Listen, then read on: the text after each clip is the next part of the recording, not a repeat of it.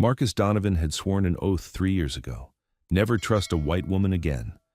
Betrayed, humiliated, and left broken by the woman he once loved, he built walls so high that no one could climb them. But fate has a cruel sense of irony. When Marcus collapsed alone in his penthouse suite, it wasn't wealth or power that saved him. It was the one person he'd trained himself to ignore. A humble maid with kind eyes and a gentle touch. Now, the man who swore never to let his guard down is falling for the woman who represents everything he feared. But will his past destroy the only chance at love he has left? If you're watching this, drop a comment and tell me what city you're from. Let's see where this story takes us together. The morning sun poured through the floor-to-ceiling windows of the penthouse suite like liquid gold. Marcus Donovan stood at the glass, hands in his pockets, watching the city wake up 20 stories below. From here, everything looked small, manageable, under control. That's how he liked it. He turned away from the window and walked toward the bathroom, his bare feet silent on the cool marble floor. The suite was spotless, as always. Every surface gleamed. Every pillow sat at the perfect angle. The hotel staff knew not to speak to him unless spoken to first. They knew to be invisible, especially the women. Marcus caught his reflection in the mirror as he passed. 32 years old, 6 feet tall, with the kind of build that came from discipline, not vanity. His skin was dark brown, his jaw strong, his eyes sharp. He looked like a man who had everything figured out. Most days, he believed it himself. He stepped into the shower and let the hot water beat against his shoulders. Today was important. He had a meeting at 10 with investors who could triple his real estate portfolio. He needed to be sharp, focused. Nothing could go wrong. The water felt good, but it didn't wash away the tension in his chest. It never did. Marcus knew where that tension came from. It had a name, a face, a memory that wouldn't fade no matter how many years passed. Tina, his ex-fiancée. The woman he'd loved so completely that he'd let his guard down. The woman who'd smiled in his face while stealing from his company and sleeping with his business partner. The woman who'd looked him in the eye and lied over and over until the truth came crashing down around him like broken glass. She'd been white, beautiful, convincing. And that's when Marcus made his rule. Never again. Never trust a white woman. Not with his money, not with his business, and definitely not with his heart. It wasn't about hatred. He didn't hate anyone. It was about survival, about protecting himself from the kind of pain that nearly destroyed him 3 years ago. He turned off the water and stepped out, wrapping a towel around his waist. The rule had served him well. It kept things simple, clean, safe. Marcus dressed quickly. Charcoal suit, white shirt, no tie. He didn't need one. He looked at himself one more time in the mirror and nodded. Ready. He grabbed his phone and briefcase, then headed toward the door. As he reached for the handle, he heard a soft knock. "Housekeeping," a quiet voice called. Marcus opened the door without thinking. A woman stood there in a gray uniform, her blonde hair pulled back in a simple ponytail. She was holding a stack of fresh towels, her eyes lowered respectfully. "I can come back later, sir," she said softly. "Do that," Marcus replied, his tone flat. He stepped past her without another glance. He didn't see the way she paused, didn't notice how her eyes followed him down the hallway, not with curiosity but with something else, something quieter. Concern. Emma Harris pushed the cleaning cart down the service corridor, the wheels squeaking softly against the tile floor. The hallway smelled like lemon cleaner and starch. It wasn't glamorous work, but it was honest. And honest work was enough. She'd been cleaning rooms at the Grandview Hotel for 2 years now. She knew which guests left tips and which ones didn't. She knew who wanted their beds made with hospital corners and who preferred the blankets loose. She knew the ones who treated her like furniture and the ones who said thank you. The man in the penthouse suite, Mr. Donovan, was somewhere in between. He never yelled, never made a mess, never left anything inappropriate lying around. But he also never looked at her. Not really.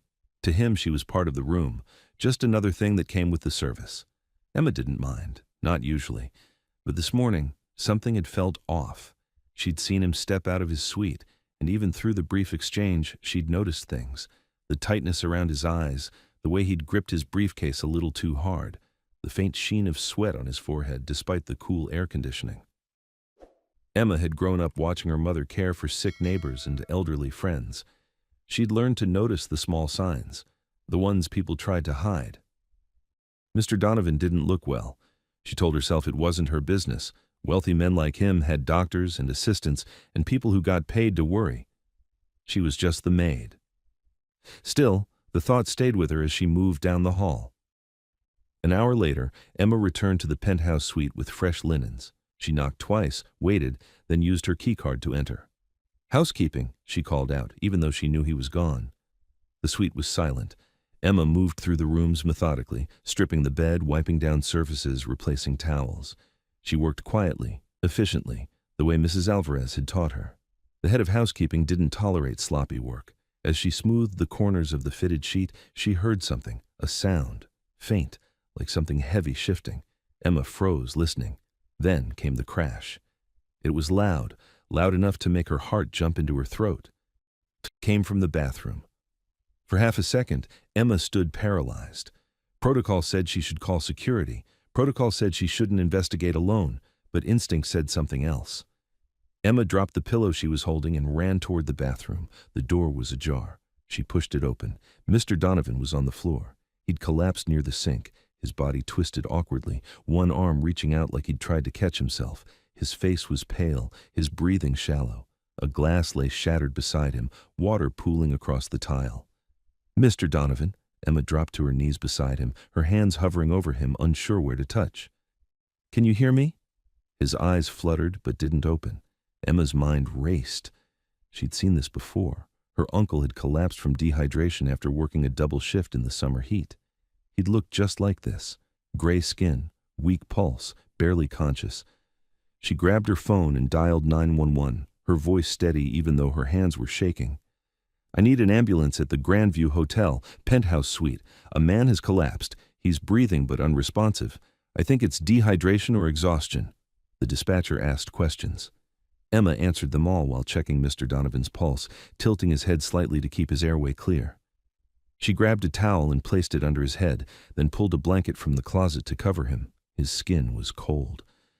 "Stay with me," Emma whispered, even though she wasn't sure he could hear her. "Help is coming. Just stay with me." His eyelids twitched. For a moment, his eyes opened, just a crack. He looked at her, confused, like he didn't understand where he was or why she was there. "You're okay," Emma said gently. "You're going to be okay." His lips moved, but no sound came out. Then his eyes closed again. Emma stayed on the floor beside him, one hand resting lightly on his shoulder, until she heard the sirens. The hospital room smelled like antiseptic, and something else Marcus couldn't name. Something sterile, lifeless. He opened his eyes slowly, blinking against the harsh fluorescent lights overhead. His mouth felt like sandpaper. His head throbbed. An IV line ran from his arm to a bag hanging beside the bed. "Welcome back." Marcus turned his head, too fast. Pain shot through his skull. A doctor stood at the foot of the bed holding a chart, her expression calm and professional. "What happened?" Marcus's voice came out rough, barely more than a whisper. "You collapsed," the doctor said. "Severe dehydration combined with exhaustion. When's the last time you had a full night's sleep?" Marcus didn't answer. He couldn't remember. "When's the last time you ate a real meal?" Again, nothing. The doctor sighed. "You're lucky. If you'd been alone much longer, this could have been a lot worse. The woman who found you probably saved your life." Marcus frowned, trying to piece together fragmented memories.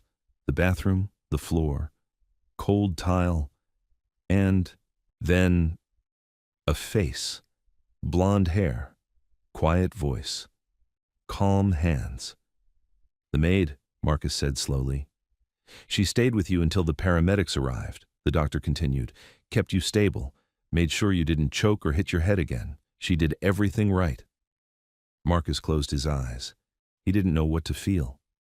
Gratitude? Embarrassment? Confusion? He'd spent 3 years avoiding women like her, and now one of them had saved his life. "Where is she?" Marcus asked. "She left before you woke up," the doctor said. "Didn't want to intrude." Marcus nodded slowly, but something inside him shifted, something small, uncomfortable. He didn't like owing anyone, especially not someone who fit the exact profile he'd sworn to avoid. The doctor checked his vitals, asked a few more questions, then left him alone with instructions to rest. But Marcus couldn't rest. His mind wouldn't stop turning. He'd been so sure of his rule, so certain it protected him. But now, lying in a hospital bed because he'd pushed himself too hard, because he'd been so focused on control that he'd lost control of his own body, now he wasn't sure of anything, except that he owed her. And Marcus Donovan always paid his debts. The next morning, Marcus returned to the hotel against the doctor's advice. He felt weak, unsteady, but he refused to stay in that hospital room another hour. He had work to do, deals to close, a life to get back to. James Walker, his driver and oldest friend, picked him up in the black sedan. "You look terrible," James said bluntly as Marcus slid into the back seat. "Thanks," Marcus muttered. "I'm serious, man. You need to slow down." "I'm fine." James glanced at him in the rearview mirror, his dark eyes skeptical. "You collapsed in your bathroom. That's not fine." Marcus didn't respond. He stared out the window as the city blurred past, his jaw tight. When they arrived at the hotel, Marcus went straight to his suite. Everything had been cleaned. The broken glass was gone. The towels were fresh. It was like nothing had happened. But Marcus knew better. He stood in the bathroom doorway, staring at the spot where he'd fallen. He could still feel the cold tile against his cheek, could still hear that soft voice telling him to stay. He pulled out his phone and called the front desk. "This is Marcus Donovan in the penthouse. I need to speak with the head of housekeeping." "Of course, Mr. Donovan. One moment." A minute later, a woman's voice came on the line, older, firm. "This is Mrs. Alvarez. How can I help you?" "The woman who found me yesterday," Marcus said. "The maid. I need to thank her." There was a pause. "Her name is Emma Harris, Mr. Donovan. I can pass along your thanks if you'd like." "No," Marcus said quickly. "I'd like to do it myself." Another pause, longer this time. "I see. I'll let her know. Where is she now?" "She's working on the 10th floor." Marcus ended the call and stood there for a moment, his phone still in, his hand. He didn't know why this felt so important. He just knew it did. He took the elevator down to the 10th floor and walked the hallway until he saw the cleaning cart. A woman stood nearby, folding towels with quick, practiced movements. She looked up as he approached, and Marcus recognized her immediately. Emma Harris. She was younger than he'd thought, late 20s maybe. Her face was plain but kind, the kind of face that didn't demand attention but earned it anyway. Her eyes were blue, pale blue, like the sky right before sunrise. "Mr. Donovan," she said, surprised. "Are you okay? Should you be out of bed?" "I'm fine," Marcus said, though his legs felt shaky. "I wanted to thank you." "For yesterday?" Emma shook her head quickly. "You don't have to thank me. I just did what anyone would do." "Not anyone," Marcus said. "You stayed. You kept me safe." She looked down, uncomfortable with the attention. "I'm glad you're okay." Marcus studied her, searching for something, an angle, a hidden motive, a reason to distrust her, but all he saw was sincerity. It unsettled him. "What's your name?" he asked, even though he already knew. "Emma," she said quietly. "Emma Harris." "Emma." He let the name settle. "Thank you, Emma." She nodded, still not quite meeting his eyes. "You're welcome." Marcus wanted to say more. He didn't know what exactly. But before he could find the words, Emma picked up her cart and pushed it toward the next room. "Take care of yourself, Mr. Donovan," she said over her shoulder, and then she was gone. Marcus stood alone in the hallway, feeling something he couldn't name, something that felt dangerously close to curiosity. He shook his head and walked back to the elevator. The rule still stood. It had to. But for the first time in 3 years, Marcus wondered if maybe, just maybe, the world wasn't as simple as he'd made it out to be. That evening, Marcus sat on the terrace of his penthouse suite, a glass of water in his hand. The doctor had been clear. No alcohol, plenty of rest, real food. Marcus hated all of it. He wasn't used to feeling weak. He'd built his life on strength, on being smarter, faster, more disciplined than everyone else. Weakness was unacceptable. But today, weakness had won. James had stopped by earlier, bringing takeout and unwanted advice. "You're going to kill yourself if you keep this up," James had said, dropping a bag of Chinese food on the table. "I'm fine." "You keep saying that, but yesterday says otherwise." Marcus had glared at him, but James just shrugged. They'd known each other since high school. James didn't scare easy. "Look, man," James had continued, sitting down across from him. "I get it. You've got something to prove. You've been proving it for years. But to who? Tina's long gone. You won. You built an empire. You don't have to keep running from ghosts." "I'm not running," Marcus had said. "Then what do you call this?" James gestured at the empty suite, the untouched food, the exhaustion written across Marcus's face. "You're so busy protecting yourself, you forgot how to live." Marcus hadn't answered. He didn't have one. Now, alone on the terrace, Marcus thought about Emma Harris. She'd saved his life. No hesitation, no questions. She hadn't asked who he was or what he was worth. She'd just acted.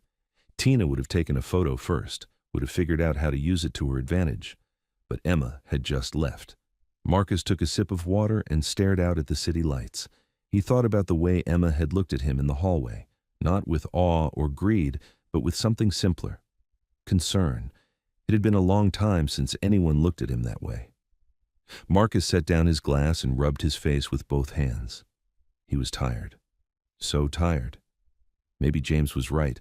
Maybe he'd been running for so long, he'd forgotten what he was running toward. But changing meant risk. It meant vulnerability. And Marcus Donovan didn't do vulnerability. Not anymore. The following afternoon, Marcus made a decision he immediately regretted. He called Mrs. Alvarez again. "I'd like to request Emma Harris for some light assistance during my recovery," he said, keeping his tone businesslike. "Nothing demanding, just small tasks, fetching meals, that sort of thing." Mrs. Alvarez was silent for a moment. "Mr. Donovan, Emma is a housekeeper, not a personal assistant." "I understand. I'm willing to compensate her appropriately, and it's only temporary. A week at most." Another pause. "I'll ask her, but the decision is hers."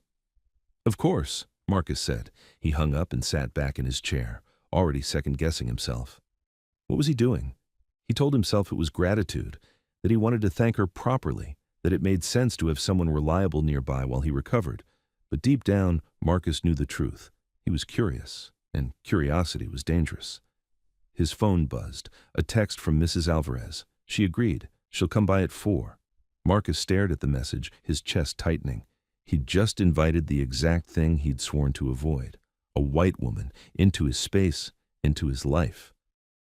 Marcus closed his eyes and took a slow breath. "What are you doing?" he whispered to himself. But he already knew the answer. He was cracking, and he wasn't sure he could stop it. Emma knocked on the penthouse door at exactly 4 o'clock. She'd changed out of her uniform into plain clothes, jeans and a simple blue sweater. Mrs. Alvarez had made it clear this wasn't regular housekeeping work. "He asked for you specifically," Mrs. Alvarez had said, her dark eyes studying Emma carefully. "You can say no." But Emma hadn't said no. She wasn't sure why. Maybe because Mr. Donovan had looked so lost standing in that hallway yesterday, or maybe because nobody had ever specifically asked for her before. The door opened. Marcus Donovan stood there in dark slacks and a white t-shirt, looking more human than Emma had ever seen him. His feet were bare. His hair wasn't perfectly styled. He looked tired. "Emma," he said, stepping aside. "Come in." Emma walked into the suite, her hands clasped in front of her. She'd cleaned this room 100 times, but being here as a guest felt completely different. Wrong, somehow. "Thank you for agreeing to this," Marcus said, closing the door. "I know it's unusual." "It's okay," Emma said quietly. "Mrs. Alvarez said you needed help while you recover." Marcus nodded, but he didn't quite meet her eyes. "The doctor wants me to take it easy for a week. I just need someone to handle small things, picking up meals from the restaurant downstairs, making sure I actually eat them, that kind of thing." Emma noticed the takeout containers on the counter, 3 of them, all unopened. "You're not eating," she observed. Marcus followed her gaze and had the decency to look embarrassed. "I'm not hungry." "Your body needs fuel," Emma said gently, "especially now." She walked to the counter and opened the first container. Pasta, cold and congealed. She wrinkled her nose. How long has this been sitting here? Since yesterday. Emma shook her head and gathered all 3 containers. You can't eat this. I'll go down and get you something fresh. What do you like? Marcus stared at her, clearly not used to being told what to do. You don't have to. That's why I'm here, isn't it? Emma interrupted, her tone matter-of-fact. To make sure you take care of yourself? Something shifted in Marcus's expression. Surprise, maybe, or respect. Grilled chicken, he said finally. And vegetables. Nothing heavy. Good choice. Emma grabbed her purse. I'll be back in 15 minutes, and when I get back, you're eating, all of it. She left before he could argue. Marcus stood alone in his suite, staring at the closed door. A smile tugged at the corner of his mouth, small, reluctant, but real. When was the last time someone had bossed him around? Emma returned with a bag from the hotel restaurant. She set it on the dining table and unpacked everything carefully. Grilled chicken, roasted vegetables, brown rice, and a bottle of water. Sit, she said, pulling out a chair. Marcus raised an eyebrow, but obeyed. He sat down, and Emma placed the plate in front of him. Eat, she said. You're very bossy, Marcus observed. Only when people need it, Emma replied. She sat down across from him, folding her hands on the table. My mother always said the best way to help someone is to not let them argue. Marcus picked up his fork. Smart woman? She is. They sat in silence while Marcus ate. Emma didn't push conversation, didn't fill the quiet with nervous chatter. She just waited, calm and patient, until he'd finished half the plate. How's your mother? Marcus asked, surprising himself with the question. Emma's face softened. She's good. She works at a care facility across town. Takes care of elderly folks who can't manage on their own anymore. That's where you learned, Marcus said, how to help people. Emma nodded. She used to bring me with her when I was little. I'd watch her talk to them, make them laugh, help them feel less alone. She taught me that taking care of people isn't just about what you do. It's about how you make them feel. Marcus set down his fork. And how do you make them feel? Seen, Emma said simply. Like they matter. The words hit Marcus harder than they should have. He looked down at his plate, something uncomfortable twisting in his chest. When was the last time he'd felt seen? Finish your food, Emma said, her voice pulling him back. Doctor's orders. Marcus picked up his fork again, and this time, he finished everything. Over the next few days, Emma became a quiet fixture in Marcus's life. She arrived every afternoon at 4 and stayed for a few hours. She brought him meals, made sure he took his medications, and forced him to rest when he tried to work too much. She didn't hover or fuss, but she didn't let him ignore his health either. Marcus found himself looking forward to her visits. She had a calming presence, something rare in his world of aggressive business deals and constant pressure. When Emma was there, the suite felt less like a prison and more like a home. They talked, carefully at first, then more easily. Emma told him about growing up in a small apartment with her mother, how they'd struggled but never went without love. She talked about her job at the hotel, the guests she remembered, the small moments that made her smile. Marcus listened more than he spoke. He wasn't used to hearing about lives so different from his own. Emma's world was simple, humble, grounded. No pretense, no games. It fascinated him. What about you? Emma asked one evening as they sat on the terrace. The city lights spread out below them. What made you want to build all this? Marcus looked out at the skyline. I grew up with nothing, he said quietly. My mom worked 3 jobs just to keep us fed. I watched her break herself down year after year, and I swore I'd never be powerless like that. So I worked, studied, built a business from scratch. I wanted control over my own life. And do you have it? Emma asked. Marcus turned to look at her. What? Control. Do you have it? Marcus opened his mouth to say yes, but the word wouldn't come. Because the truth was, he'd collapsed on a bathroom floor 3 days ago. The truth was, he worked so hard to control everything that he'd lost control of the most basic thing, his own body. I thought I did, Marcus admitted. Emma nodded like she understood. My mom used to say that control is just fear dressed up fancy. The more we try to control, the more scared we actually are. Marcus frowned. I'm not scared. Emma didn't argue. She just looked at him with those clear blue eyes, and Marcus felt exposed in a way he didn't like. He stood up abruptly. "It's getting late, you should go." Emma rose without protest. She gathered her things quietly, professionally, but at the door she paused. "Thank you for talking with me," she said. "I know you didn't have to." Marcus nodded, his jaw tight. "Thank you for everything." Emma smiled, small and genuine, and left. Marcus stood alone on the terrace long after she was gone, her words echoing in his head. Control is just fear dressed up fancy. He didn't want to believe it, but he couldn't stop thinking about it. 2 days after Marcus returned to work, everything changed. He was in his suite reviewing contracts when someone knocked on the door. Marcus assumed it was Emma, even though she wasn't due for another hour. He opened the door with a smile already forming. It died on his lips. "Hello, Marcus." Tina Collins stood in the hallway, looking exactly as she had 3 years ago. Long, dark hair, perfect makeup, a dress that probably cost more than most people's rent. She smiled at him like no time had passed at all. "What are you doing here?" Marcus's voice came out flat, cold. "I heard you were staying at the Grandview," Tina said smoothly. "I wanted to see how you were doing." "I'm fine. Goodbye."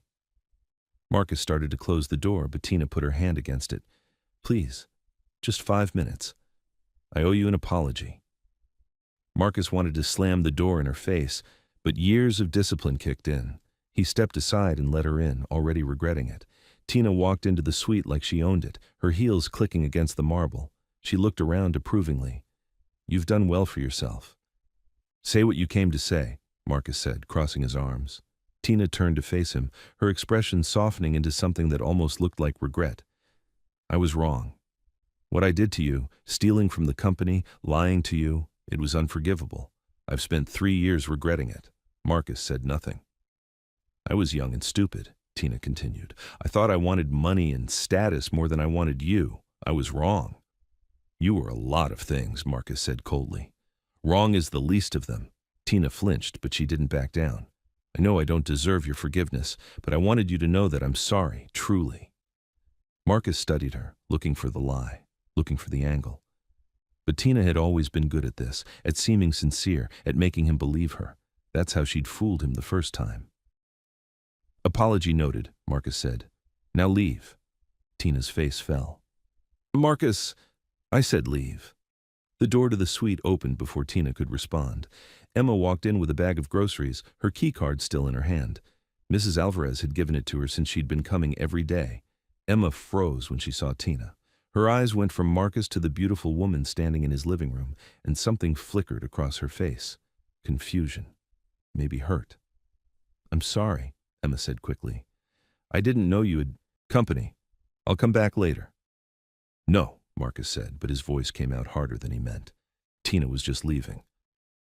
Tina's eyes narrowed as she looked at Emma, really looked at her. Taking in the plain clothes, the grocery bag, the way Emma stood slightly hunched, like she wanted to disappear. "I see," Tina said slowly, a smile playing at her lips. "How sweet." Emma's cheeks flushed red. She set the groceries on the counter and turned to leave, but Marcus caught her arm gently. "Stay," he said. "Please." Emma looked up at him, uncertain. Tina laughed, a light, cruel sound. "Really, Marcus? The help?" Marcus's jaw clenched. "Get out, now." Tina held up her hands in mock surrender. "I'm going, but call me when you remember what you actually want." She walked past Emma without another glance, and left, the door closing with a soft click behind her. The silence that followed felt heavy, suffocating. Emma pulled her arm gently from Marcus's grip. "I should go." "Emma, it's fine," Emma said, but her voice was too bright, too forced. I'll come back tomorrow." "She's nobody," Marcus said quickly. "She's just—" "You don't have to explain," Emma interrupted. She wouldn't look at him. "I know my place, Mr. Donovan." The formality stung. "Emma, please." But Emma was already halfway to the door. "I'll see you tomorrow." And then she was gone. Marcus stood alone in his suite, the smell of Tina's perfume still lingering in the air, and felt something crack inside his chest. Emma went home that night and cried. She didn't know why exactly. It wasn't like she had any claim on Marcus Donovan. He was a guest at the hotel. She was staff. That's all it was, all it could ever be. But somewhere over the past few days, Emma had started to hope. Hope that maybe he saw her as more than just the maid. Hope that those conversations on the terrace meant something. Hope that, when he smiled at her, really smiled, it was genuine. But seeing that woman in his suite, so beautiful and confident and clearly part of his world, had reminded Emma of the truth. She didn't belong there. She lived in a tiny apartment with her mother. She cleaned hotel rooms for a living. She wore clothes from thrift stores and cut her own hair. Marcus Donovan lived in a penthouse. He wore suits that probably cost more than her car. He had a beautiful ex-girlfriend who looked like she'd stepped out of a magazine. What had Emma been thinking? Her mother found her sitting on the couch, wiping tears from her face. Emma. Evelyn Harris sat down beside her daughter, concern etched into every line of her face. What's wrong, honey? Nothing, Emma said, but her voice broke. I'm just being stupid. Evelyn put an arm around her shoulders. You're never stupid. Tell me. So Emma did. She told her mother about Marcus, about the collapse, about the past few days. She told her about the easy conversations and the way he'd looked at her like she mattered. And then she told her about the woman in the suite. Evelyn listened quietly, her hand rubbing slow circles on Emma's back. When Emma finished, her mother was quiet for a long moment. Do you like him? Evelyn asked finally. Emma nodded miserably. I shouldn't. I know I shouldn't. But I do. Why shouldn't you? Because I'm nobody, Mom. I'm just the maid, and he's him. Evelyn pulled back, her eyes fierce. Don't you ever say you're nobody. You hear me? You're smart and kind and strong. You saved that man's life. If he can't see how special you are, that's his problem, not yours. Emma wanted to believe her, but the image of that woman, so polished, so perfect, was burned into her mind. I think I need to stop going there, Emma said quietly. Evelyn nodded slowly. If that's what you need to do, then do it. But don't run because you're scared. Run because it's right. Emma leaned into her mother's embrace, trying to figure out which was which. The next morning, Emma requested reassignment. She stood in Mrs. Alvarez's office, her hands clasped tightly in front of her, and tried to keep her voice steady. I don't think I should continue helping Mr. Donovan, Emma said. It's becoming complicated. Mrs. Alvarez studied her for a long moment. Did he do something inappropriate? No, Emma said quickly. Nothing like that. It's just, I think it's better if someone else takes over. Mrs. Alvarez nodded slowly. If that's what you want. It is. Then I'll reassign you to a different floor. But Emma? Mrs. Alvarez waited until Emma met her eyes. Be careful with your heart. Men like Mr. Donovan live in a different world. They don't always understand the cost of their actions. Emma nodded, grateful that she didn't have to explain further. She left the office and went straight to work, throwing herself into cleaning rooms with an intensity that left no space for thinking. But that evening, as she was finishing her shift, her phone buzzed. Unknown number. Emma almost didn't answer, but something made her pick up. Emma. Marcus's voice came through, uncertain. It's Marcus. Donovan. From the hotel. Emma's heart clenched. How did you get my number? I asked Mrs. Alvarez. She said you requested reassignment. Emma closed her eyes. Yes. Why? I think it's better this way. Emma, please, can we talk? Just for a few minutes. There's nothing to talk about. There is, Marcus said, his voice urgent. Yesterday, what Tina said. It wasn't fair to you. I should have defended you better. You don't owe me anything, Emma said quietly. I was just doing my job. It wasn't just a job, Marcus said. Not to me. Emma felt tears prickling at her eyes. Mr. Donovan. Marcus, he interrupted. Please, just call me Marcus. Marcus, Emma said, and the name felt too intimate on her tongue. I can't do this. I don't belong in your world. Today proved that. My world is empty, Marcus said, and there was something raw in his voice, something real. You made it feel less empty. Emma wanted to believe him. She wanted it so badly it hurt, but she'd seen the way that woman had looked at her, had heard the mockery in her voice, the help. I'm sorry, Emma whispered. I have to go. She hung up before he could respond, and then she cried again. because sometimes doing the right thing hurt more than doing the wrong thing ever could. Marcus stared at his phone for a long time after Emma hung up. He'd handled that badly. He knew he had, but he didn't know how to fix it. James found him that evening sitting on the terrace, a glass of water untouched beside him. It was the first time in days Marcus had forgotten to eat. "You look miserable," James observed, sitting down. "Tina showed up yesterday," Marcus said. James went very still. What did she want? To apologize, supposedly. Marcus laughed without humor. "Emma walked in while she was here. Tina said something cruel. Emma left. Now she won't talk to me." James let out a long breath. "Man." "I know. Do you like her?" Marcus opened his mouth to deny it, but the lie wouldn't come. "I don't know. Maybe." "Yes. But she's white." "I know," Marcus said tightly, "and that's the problem." Marcus didn't answer, because James was right. That was the problem. 3 years of walls, 3 years of rules, 3 years of protecting himself, and Emma Harris had somehow slipped past all of it. "What am I supposed to do?" Marcus asked quietly. James leaned back in his chair. "That depends. Do you want to keep hiding, or do you want to live?" "It's not that simple." "Isn't it?" James challenged. "You're scared. I get it. Tina hurt you, but Emma's not Tina, and you're punishing her for someone else's sins." Marcus clenched his jaw. "I barely know her." "Then get to know her, or let her go. But stop torturing yourself, and her, with this in between." James stood and squeezed Marcus's shoulder. "Whatever you decide, make sure it's what you actually want, not what fear tells you to want." He left Marcus alone with that thought, and for the first time in 3 years, Marcus Donovan allowed himself to admit the truth. He was terrified, not of Emma, not really, but of what she represented, of what he might feel if he let himself, of the possibility that maybe, just maybe, he'd been wrong. Marcus didn't sleep that night. He lay in bed staring at the ceiling, James's words running circles in his mind. "You're punishing her for someone else's sins." Was that what he was doing? He thought about Emma's face when Tina had called her the help, the way her shoulders had curved inward, like she was trying to make herself smaller, the hurt in her eyes that she'd tried so hard to hide. Marcus had frozen. He'd told Tina to leave, but he hadn't defended Emma. Not really, not the way she deserved, because part of him, the part he hated, had been relieved when Emma walked in, relieved to have a reason to push Tina away, relieved to have Emma there as a shield. He'd used her, and then he'd let Tina hurt her. Marcus rolled onto his side, shame sitting heavy in his chest. Emma had saved his life. She'd sat with him, fed him, listened to him. She'd been nothing but kind, and he'd repaid her by making her feel small.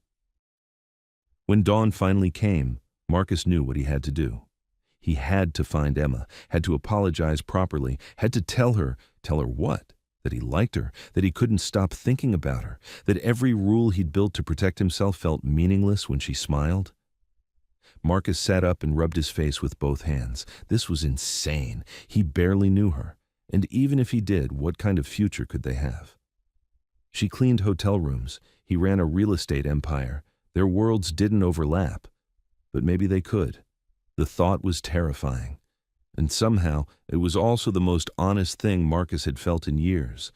Emma spent the weekend helping her mother at the care facility. Evelyn worked the front desk at Greenwood Manor, a small nursing home on the east side of town. It wasn't fancy, but it was clean and warm, and the residents were treated like family. Emma had volunteered there since she was 16. She knew every resident by name, knew who liked their coffee sweet and who preferred tea, knew which ones needed help walking, and which ones just needed someone to talk to. Today she sat with Mr. Patterson, a 92-year-old veteran who loved to tell stories about the war. He talked, and Emma listened, letting his words wash over her. It felt good to be somewhere simple, somewhere she belonged. "You're quiet today," Mr. Patterson observed, his watery eyes sharp. "Boy trouble?" Emma managed a smile. "Something like that." "He treat you bad?" "No," Emma said honestly. "He didn't treat me bad. He made me remember my place." Mr. Patterson snorted. "Your place? What kind of nonsense is that?" "I'm a maid, Mr. Patterson. He's a millionaire. We don't fit." "Says who?" "Says reality." The old man reached over and patted her hand with his gnarled fingers. Reality is just what we accept, sweetheart. If you accept that you're less than him, you will be. But if you know your worth, really know it, then nobody can tell you where you belong. Emma squeezed his hand gently. Thank you. Besides, Mr. Patterson added with a wink, if he can't see how special you are, he's an idiot. And you don't want to be with an idiot. Emma laughed, her first real laugh in days. By the time she left the care facility that evening, she felt steadier. Still hurt, still confused, but steadier. Her mother walked her to the car. You okay, honey? Evelyn asked. I will be, Emma said, and she meant it. Good. Evelyn kissed her forehead. Remember, your worth doesn't come from how other people see you. It comes from who you are, and you, Emma Harris, are extraordinary. Emma drove home with her mother's words echoing in her mind. She didn't feel extraordinary.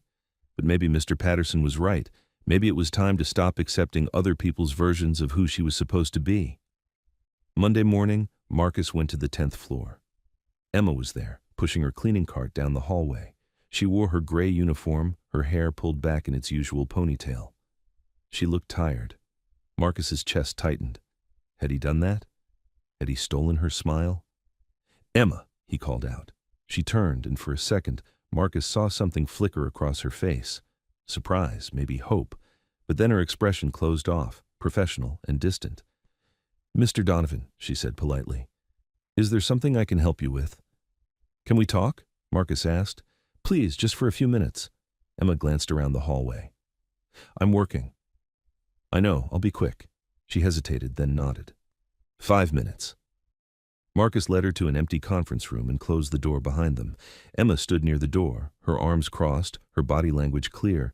She wasn't staying long. I'm sorry, Marcus said, for what happened with Tina, for not defending you the way I should have, for making you feel like you didn't matter. Emma's jaw tightened. You didn't make me feel anything. I know what I am.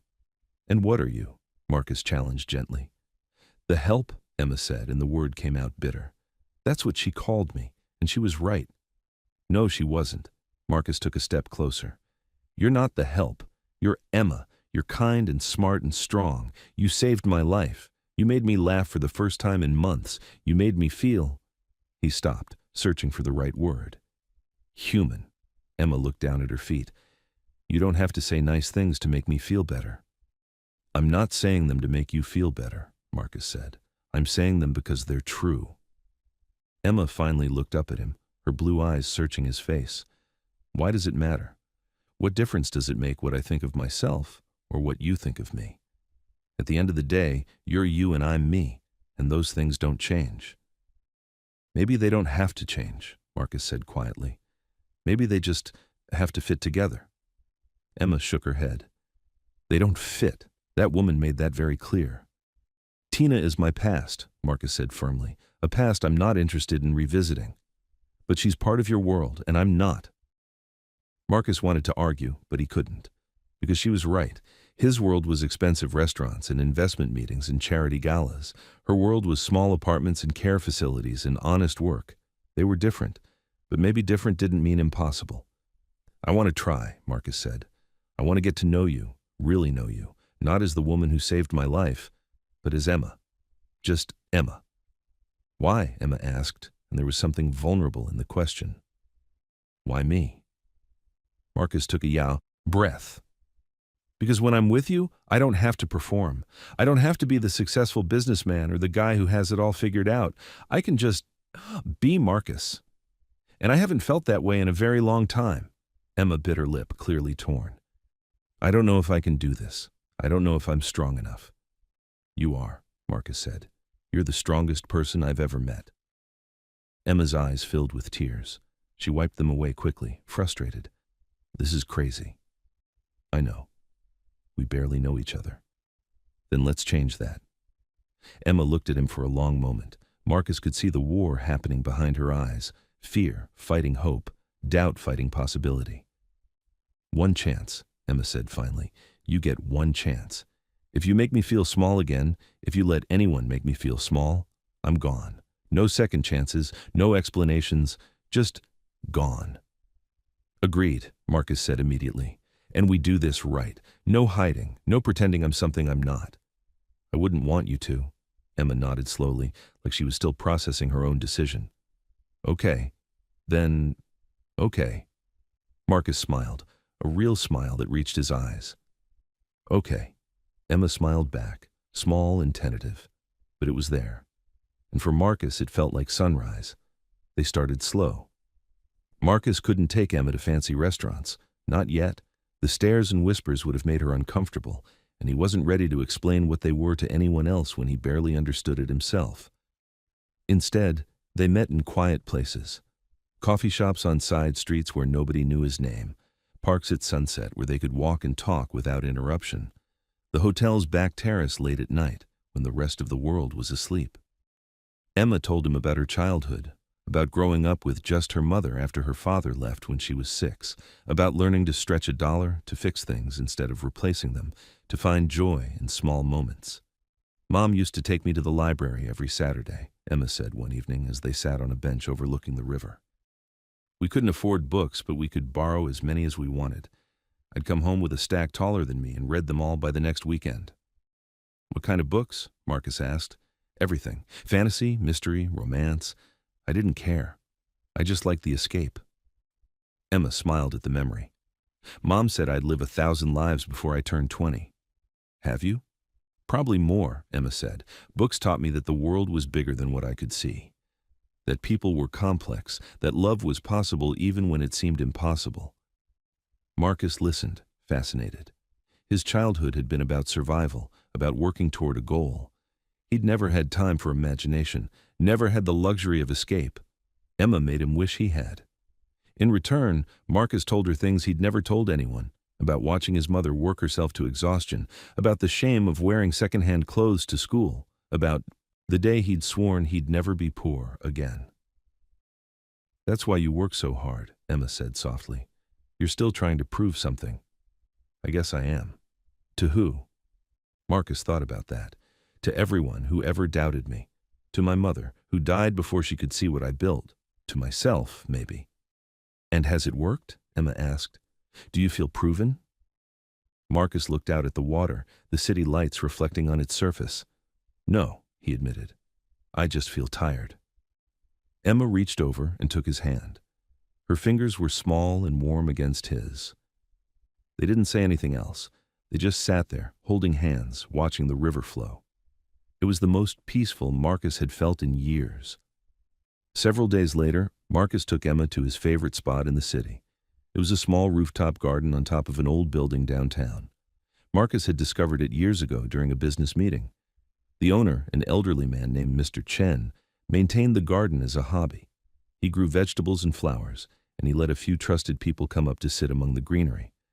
Marcus had always come alone, until now. This is beautiful, Emma breathed as she stepped onto the rooftop. Tomato plants climbed wooden stakes, roses bloomed in corner beds, herbs scented the air, basil, rosemary, mint. Mr. Chen lets me come up here when I need to think, Marcus explained. He's downstairs if you want to meet him. I'd like that. They found Mr. Chen watering his tomatoes. He was 78 with silver hair and hands weathered from years of work. When he saw Emma, his face lit up. You brought a friend, he said, delighted. First time ever. This is Emma, Marcus said. Emma, this is Mr. Chen. It's nice to meet you, Emma said warmly. Mr. Chen studied her with sharp eyes. You make him smile. That's good. He needs more smiling. Emma laughed. I'll work on it. They stayed for an hour. Mr. Chen showed Emma his garden, explaining each plant with enthusiasm. Emma asked questions, genuinely interested, and Marcus watched her with something dangerously close to affection. She fit here. In this simple, beautiful space, she fit. As the sun began to set, they sat on a bench surrounded by jasmine. The scent was intoxicating, sweet and light. Thank you for bringing me here, Emma said quietly. Thank you for coming. Emma turned to look at him. Marcus, can I ask you something? Anything. That woman, Tina, why did you let her hurt you so badly that you closed yourself off to everyone else? Marcus tensed. He'd known this question was coming eventually. He just hadn't been ready for it. She didn't just hurt me, Marcus said slowly. She betrayed me. I loved her, trusted her completely, and she used that trust to steal from my company. She took proprietary information and sold it to a competitor, cost me millions. Emma's eyes widened. I'm so sorry. I blame myself, Marcus continued, for being stupid, for not seeing it, for letting my guard down. So you built the guard higher, Emma said. Yes. And you decided all white women were untrustworthy. Marcus winced at how ugly it sounded when she said it out loud. I know it's not fair. I know it's wrong, Emma supplied gently. Yes, wrong. Emma took his hand again. Marcus, I can't fix what she did to you. I can't prove I'm different just by saying it. But I can promise you this. I will never lie to you. Even if the truth is hard, even if it hurts, you'll always know where you stand with me. Marcus looked at their joined hands, his throat tight. I believe you. Do you? Emma challenged softly. Or are you just trying to? Marcus met her eyes. I'm trying, but that's more than I've done in 3 years. Emma nodded. Then that's enough for now. As they left the rooftop garden, Marcus felt something shift inside him. Not completely, not all at once, but enough. That night, Emma came to the penthouse for dinner. Marcus cooked, or tried to. He wasn't much of a chef, but he managed pasta with vegetables and a simple salad. Emma helped, chopping onions and laughing when Marcus burned the garlic. You're terrible at this, she teased. I know, Marcus admitted. I usually just order in. Well, we'll have to fix that. Everyone should know how to cook at least one good meal. They ate on the terrace, the city spread out below them like a carpet of stars. The food was decent, not great, but edible. Emma praised it anyway. After dinner, they sat close together on the outdoor sofa. Emma had taken off her shoes and tucked her feet beneath her. She looked relaxed, happy. Marcus couldn't stop looking at her. What? Emma asked, noticing his stare. Nothing, Marcus said. I'm glad you're here. Emma's cheeks flushed pink. I'm glad I'm here too. They talked until midnight, about everything and nothing, about dreams and fears and the futures they imagined. Emma wanted to go back to school someday, maybe study social work, help people the way her mother had taught her. Marcus wanted to slow down, maybe invest in something meaningful instead of just profitable. They were different, so different, but sitting there under the stars, none of that seemed to matter. As Emma stood to leave, Marcus walked her to the door. She turned to face him, her eyes soft in the dim light.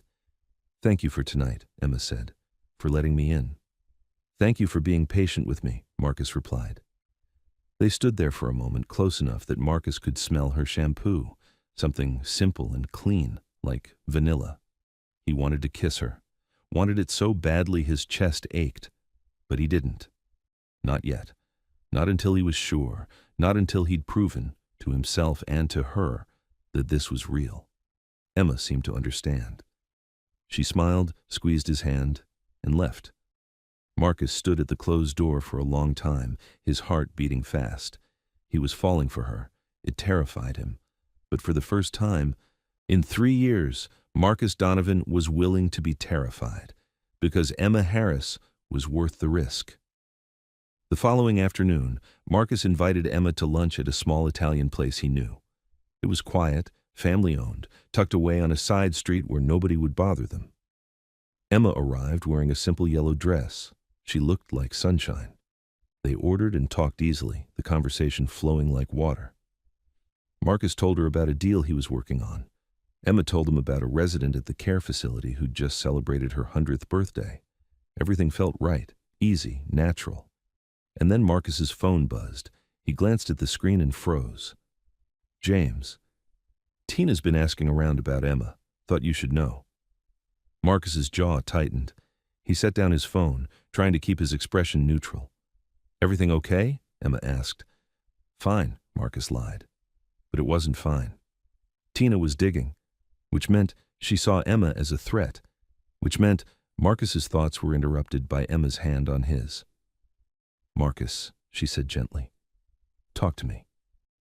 He looked up at her, those clear blue eyes that always seemed to see right through him. And suddenly, he realized something. He had a choice. He could pull away, protect himself, build the walls back up, or he could trust her, really trust her.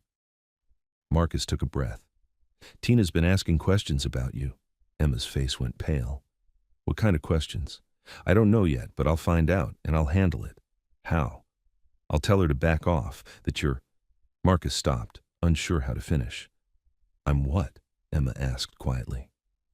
Marcus looked at her, really looked at her, and made his choice. You're mine, he said, if you want to be.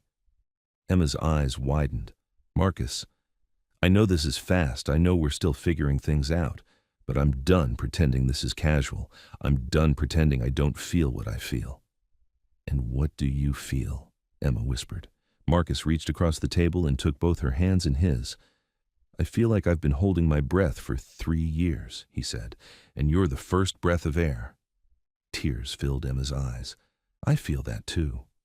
Then be mine, Marcus said, fully, completely. Let me prove I'm worth the risk. Emma smiled through her tears. You already have. Marcus stood, pulled her to her feet, and kissed her. It was gentle at first, tentative, but then Emma's hand slid up to his neck, and Marcus pulled her closer, and the kiss deepened into something that felt like promise, like hope, like home. When they finally pulled apart, both breathing hard, Emma laughed. That was overdue, Marcus finished. Yes? They sat back down, neither one letting go of the other's hand. The food had gone cold, but neither of them cared. For the first time in 3 years, Marcus felt something crack wide open in his chest. Not fear, not doubt, just joy. Pure, terrifying, beautiful joy. The next morning, Emma heard a knock on her apartment door. She opened it to find a delivery man holding an enormous bouquet of white roses. Her breath caught. Emma Harris? The man asked. That's me. Sign here, please. Emma signed in a daze and carried the flowers inside. There had to be at least 3 dozen roses, their petals perfect and soft. A small card was tucked among the stems. Thank you for taking the chance. Marcus Emma pressed the card to her chest, smiling so wide her cheeks hurt. Her mother walked into the living room, coffee mug in hand, and stopped short. Good Lord, did someone die? No, Emma laughed. They're from Marcus. Evelyn raised an eyebrow. That man doesn't do anything halfway, does he? Apparently not. Her mother came closer, examining the flowers. Then she looked at Emma, really looked at her. You're glowing. I am not. You are. You look happy. Evelyn set down her coffee and took Emma's hands. Is he good to you? Really good to you? Yes, Mom, he is. Does he make you feel small? Does he make you question your worth? Emma thought about the rooftop garden, about Marcus cooking dinner for her, about the way he looked at her like she was the most important person in the world. No, Emma said softly. He makes me feel seen. Evelyn nodded slowly. Then I'm happy for you, baby. Just be careful. Men with money sometimes forget that love can't be bought. I know, but I don't think Marcus is like that. I hope you're right. Emma arranged the roses in every vase she could find, and when she ran out of vases, she used jars and water pitchers. By the time she finished, the apartment looked like a garden. Her phone buzzed, a text from Marcus. Dinner tonight? My place. I promise not to burn the garlic this time. Emma grinned and texted back, I'll bring dessert. She felt light, hopeful, like maybe, just maybe, this impossible thing could work. But that afternoon, everything started to fall apart. Emma was at work, cleaning a suite on the 8th floor, when her phone rang. Unknown number. She almost didn't answer, but something told her to pick up. Hello? Is this Emma Harris? A woman's voice, smooth, confident. Yes? Who's this? My name is Tina Collins. I think we met briefly at Marcus's suite. Emma's stomach dropped. What do you want? Just to talk, woman to woman. I have nothing to say to you. Wait, Tina said quickly. Please, just hear me out. 5 minutes, that's all I'm asking. Emma should have hung up. Every instinct told her to. But curiosity, and maybe a small, ugly part of her that needed to know, made her stay on the line. 5 minutes, Emma said. Thank you. Tina's voice softened, became almost kind. Look, I'm not calling to cause trouble. I just want to give you some advice, friend to friend. We're not friends. Fair enough. But I used to be where you are, in love with Marcus, believing he'd changed, believing I was special. Emma's grip tightened on the phone. What's your point? My point is that Marcus doesn't change. He's terrified of being vulnerable, so he controls everything, including the women in his life. That's not true. Isn't it? Tina challenged. Has he introduced you to his business partners? His friends? Or are you his little secret? Emma's throat tightened. They'd only been together a few days. Of course he hadn't introduced her to everyone yet, but doubt crept in anyway. He's ashamed of you, Tina continued, her voice soft, almost sympathetic. Not because of who you are, but because of what you represent. You're his rebellion, his way of proving he's over me. But once that wears off, you'll just be the maid again. You don't know what you're talking about, Emma said, but her voice shook. I know Marcus better than anyone, and I know he'll hurt you. Not because he's cruel, but because he can't help it. He's too damaged to love anyone properly. Emma closed her eyes. I have to go. Emma, wait! Emma hung up. She stood there in the empty hotel suite, her hands trembling, Tina's words echoing in her head. You're his little secret. He's ashamed of you. Once that wears off, you'll just be the maid again. Emma wanted to dismiss it, wanted to believe Marcus was different, but fear had planted its seed, and fear was a weed that grew fast. That evening, Emma went to Marcus's penthouse as planned.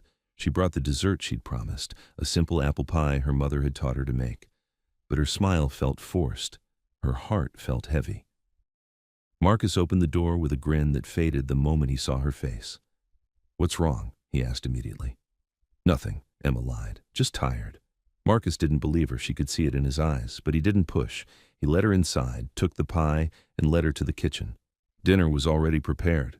Grilled salmon, roasted vegetables, rice. It looked perfect. You didn't burn anything, Emma observed, trying to sound light. I followed a recipe this time, Marcus said.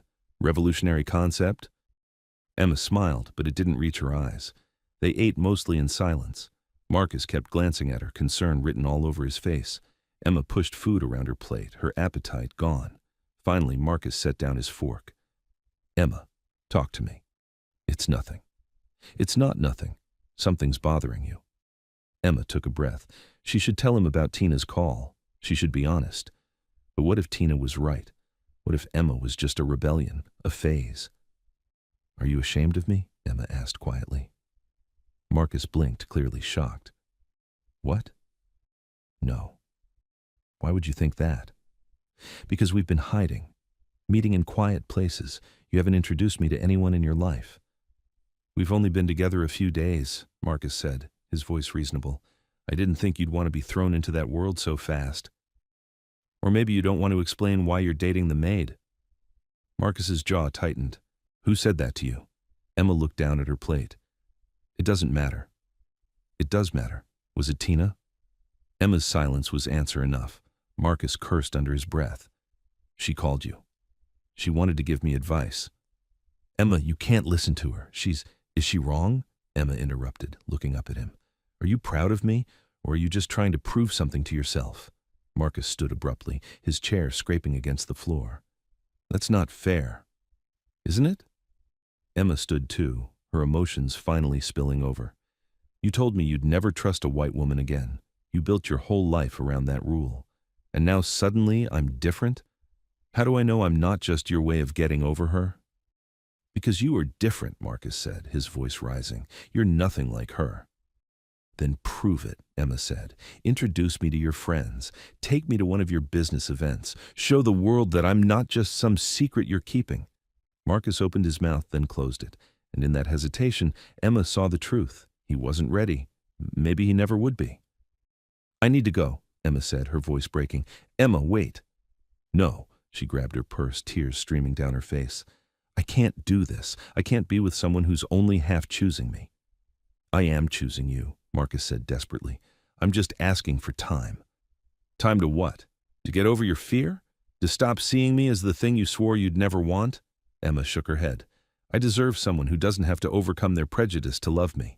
I deserve to be chosen fully, not eventually, not when you're ready, now. Emma, please. I'm sorry, Marcus. Emma wiped her eyes. I really am. But I can't live half chosen. She walked to the door, and this time, Marcus didn't try to stop her. Emma left the penthouse, left the roses, left the hope she'd let herself feel. and she didn't look back. Marcus stood alone in his suite, the silence crushing. She was right about all of it. He'd been hiding her, not because he was ashamed, but because he was terrified. Terrified of what people would say. Terrified of being judged. Terrified of proving that his rule had been meaningless all along. He'd been protecting himself. And in doing so, he'd hurt the one person who'd never tried to hurt him. Marcus sank onto the couch, his head in his hands. An hour later, James showed up. He took one look at Marcus and sat down beside him without a word. "She left," Marcus said. "I figured. She asked me to prove I wasn't ashamed of her, and I hesitated. I hesitated, James." "Why?" Marcus laughed bitterly. "Because I'm a coward. Because even though I care about her, even though she makes me happier than I've been in years, I'm still holding on to this stupid fear." "Fear of what?" James asked gently. "Of being hurt again. Of being wrong. Of—" Marcus stopped, the truth hitting him like a punch. "Of proving that I wasted 3 years. Of my life hating someone for something one person did." James nodded slowly. "That's a hard thing to face." "I love her," Marcus said, the words tumbling out. "I love her, and I pushed her away because I was too scared to admit that everything I've been doing, all the walls, all the rules, was just me being afraid."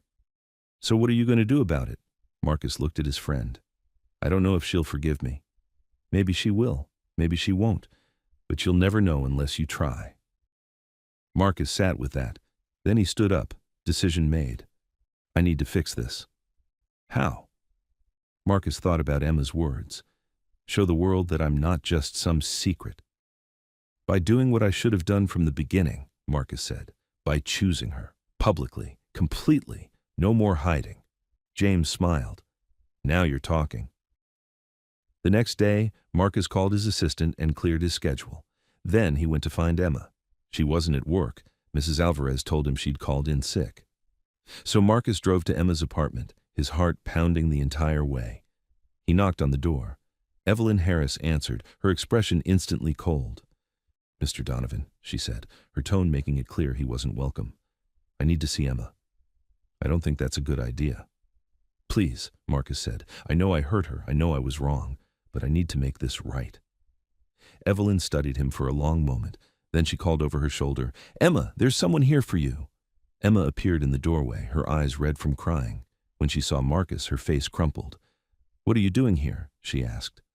"I came to apologize," Marcus said, "and to ask for another chance." "Marcus, I was wrong," he interrupted. "About everything. You were right. I was half choosing you. I was so scared of getting hurt again that I hurt you instead. And I'm sorry. I'm so sorry." Emma wrapped her arms around herself. "I can't be your secret."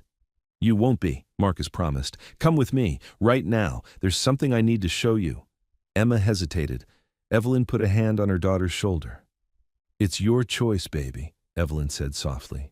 Emma looked at Marcus, really looked at him, searching for a lie, searching for doubt. She found only honesty. "Okay," Emma said finally. "But this is your last chance. If you make me feel small again—" "I won't," Marcus said. "I swear." Emma grabbed her coat and followed Marcus to his car. They drove in silence, Emma staring out the window, Marcus gripping the steering wheel so hard his knuckles turned white. He pulled up in front of an office building downtown. His office building. "Why are we here?" Emma asked. "You'll see." Marcus led her inside and up to the 10th floor. His business partners were gathered in the conference room for their monthly meeting. Marcus had texted them all that morning. Emergency meeting. Be there. They all looked up as Marcus walked in with Emma. "Everyone," Marcus said, his voice steady. "This is Emma Harris. She's the woman I'm in love with, and I wanted you all to meet her." The room went silent. Emma's eyes went wide. "Marcus, I know I've been difficult to work with these past 3 years," Marcus continued, addressing his partners. "I know I've been closed off, untrusting. But Emma changed that. She saved my life, literally and figuratively. And I'm done hiding what she means to me." One of the partners, a woman named Sandra, smiled. "It's nice to meet you, Emma." The others echoed the sentiment. Some looked surprised, some looked pleased, but no one looked judgmental. Emma's hand found Marcus's and squeezed tight. After the meeting, Marcus took Emma to his favorite restaurant, the expensive one he'd avoided before because he thought it would make her uncomfortable. "I want to take you here," Marcus said. "Not because I'm trying to impress you, but because I want to share my life with you, all of it. The fancy dinners and the quiet gardens, the business meetings and the lazy Sundays, everything." Emma's eyes filled with tears. "You really mean it." "I really mean it." They had dinner, and yes, people stared.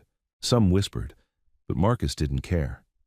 He held Emma's hand across the table and looked at her like she was the only person in the room, because to him, she was. After dinner, they walked along the river, the same spot where they'd sat weeks ago when everything was new and uncertain.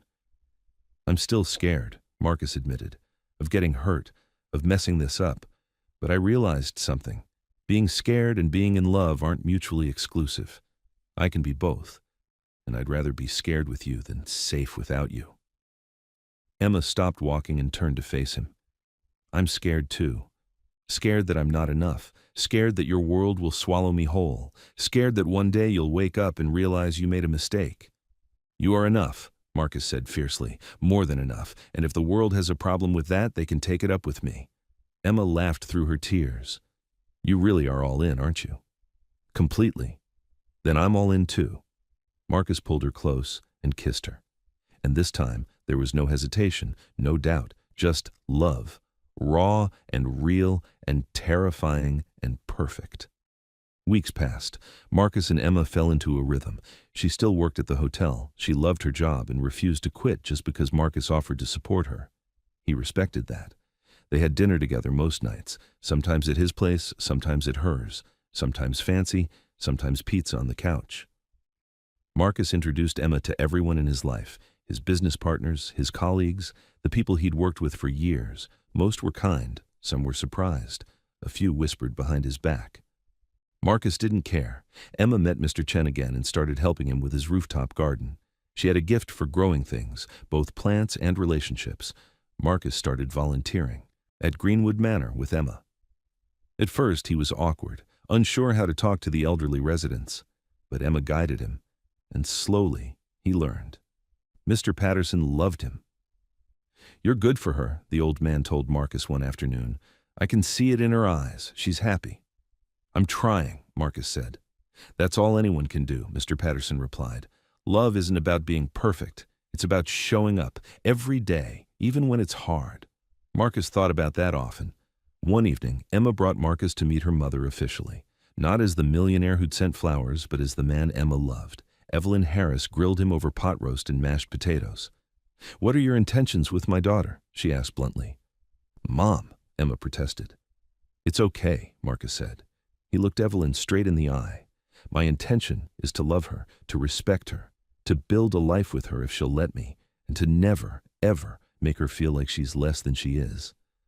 Evelyn studied him for a long moment. Then she nodded. "Good answer." Emma reached under the table and squeezed Marcus's hand. After dinner, Evelyn pulled Marcus aside while Emma was in the kitchen. "I'm watching you," she said quietly. "Emma's my whole world. If you hurt her—" "You'll make me regret it," Marcus finished. "I know, and I won't. I promise." Evelyn's expression softened slightly. "I believe you, but don't make me regret believing you." "I won't," Marcus said. And he meant it. 3 months later, Marcus stood on the terrace of his penthouse, watching the sunset. Emma was in the kitchen, humming while she made dinner. She'd started keeping clothes at his place, a toothbrush in the bathroom, books on the nightstand. She'd made his cold, sterile suite feel like a home. James had stopped by earlier, grinning like an idiot. "Man, you look happy," he'd said. "I am," Marcus had replied. "She's good for you. She's everything." Now, Marcus heard Emma's footsteps behind him. She wrapped her arms around his waist, resting her cheek against his back. "What are you thinking about?" she asked. "How lucky I am." Emma smiled against his shirt. "That's funny. I was thinking the same thing." Marcus turned in her arms and looked down at her. Her hair was loose around her shoulders. Her face was free of makeup. She wore one of his old t-shirts and sweatpants. She was beautiful. "I love you," Marcus said. "I love you too," Emma replied. They'd said it before, many times, but it never got old. Marcus cupped her face in his hands. "I spent 3 years afraid to trust. afraid to love, afraid to let anyone close, and then you saved my life. Not just that day in the bathroom, but every day since. Marcus, let me finish, he said gently. You taught me that trust isn't the absence of fear. It's the courage to love despite it. You taught me that my past doesn't have to define my future. And you taught me that sometimes the best things in life are the things we never planned for. Emma's eyes filled with tears. You taught me things too. You taught me that I'm worth choosing, that my background doesn't define my value, that love can be steady and strong and real. Marcus kissed her forehead. I want to build a life with you, a real life. I want to wake up next to you every morning. I want to fight with you and make up with you. I want to grow old with you. Are you, Emma's voice caught, are you asking me to move in? Eventually, Marcus said, but I'm also asking for something else. He reached into his pocket and pulled out a small velvet box. Emma gasped. Marcus opened the box, revealing a simple ring. Not huge, not ostentatious, just a single diamond on a delicate band. Emma Harris, Marcus said, his voice steady despite his racing heart. Will you marry me? Emma's hands flew to her mouth. Tears streamed down her face. Yes, she whispered. Yes, yes, yes. Marcus slipped the ring onto her finger, and Emma threw her arms around his neck, laughing and crying at the same time. They stood on the terrace holding each other as the sun set over the city. And for the first time in 3 years, Marcus Donovan felt completely, perfectly free.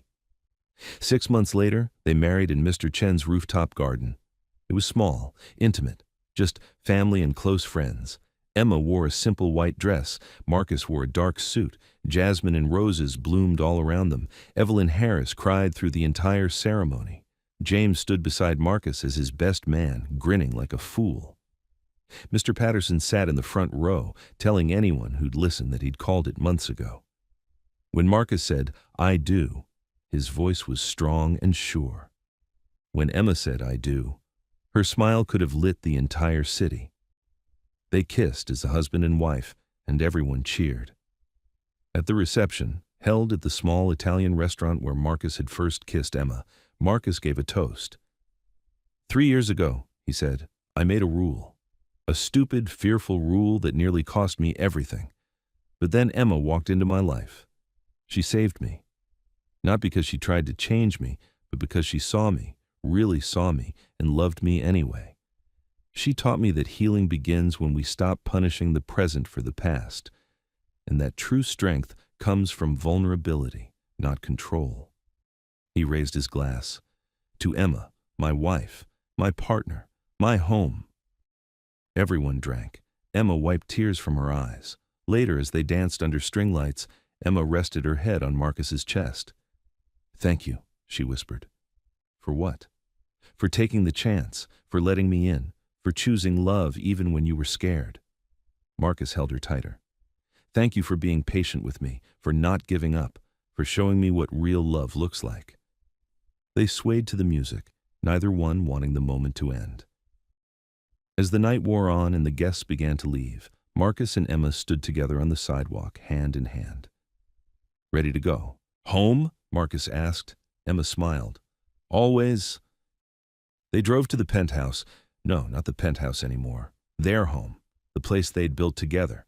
And as they walked through the door, Marcus realized something. He wasn't scared anymore. Not of love, not of trust, not of the future. Because Emma had shown him the truth. That love wasn't something to fear. It was something to choose. Every single day.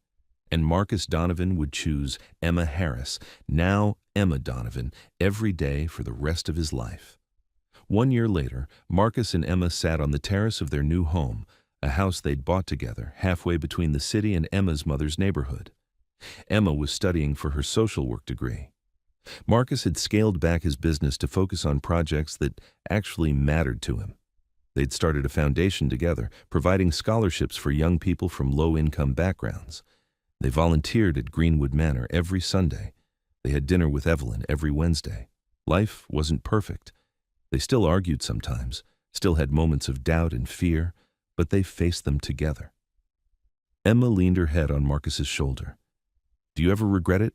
Giving up the penthouse? The constant work? Not for a second, Marcus said. I have everything I need right here. Emma smiled. Me too. They sat in comfortable silence, watching the stars come out one by one. And Marcus thought about how far he'd come, from the scared, closed-off man who'd collapsed on a bathroom floor to the man who'd learned to trust again, to love again, to live again. All because a humble maid with kind eyes had refused to give up on him. Emma had saved his life that day. But in truth, she'd been saving it every day since. And Marcus would spend the rest of his life grateful for the moment their paths crossed, for the love they built, and for the courage to choose hope over fear. Always. The end.